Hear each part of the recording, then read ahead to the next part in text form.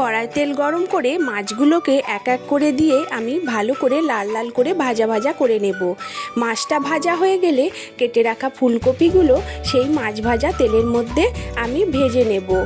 কপিটা ভাজা হয়ে যাবার পরে আলুটাকেও ভেজে নেব, নিয়ে দুটোকে একসাথে নুন দিয়ে কুকারে দুটো সিটি মেরে নেব। কড়ায় আমি 5 ফোড়ন দিয়ে কোচানো পেঁয়াজ আর টমেটোটা দিয়ে সামান্য একটু নুন দিয়ে এটিকে ভালো করে নেড়েচেড়ে ভাজা ভাজা করে নেব। তারপরে আমি আদা রসুন লঙ্কা হলুদের গুঁড়ো আর ধনে জিরে গুঁড়ো দিয়ে মশলাটাকে কষিয়ে নিয়ে সামান্য একটু জল দিয়ে দেবো যাতে না মশলাটা ধরে যায়।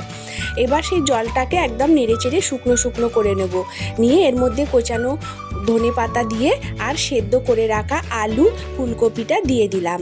দিয়ে ঝোলটা যখন ফুটে গেল আমি ভেজে রাখা মাছগুলো দিয়ে ভালো করে একটু ফুটিয়ে নিলাম, নিয়ে রেডি হয়ে গেল ফুলকপি আলু দিয়ে রুই মাছের ঝোল।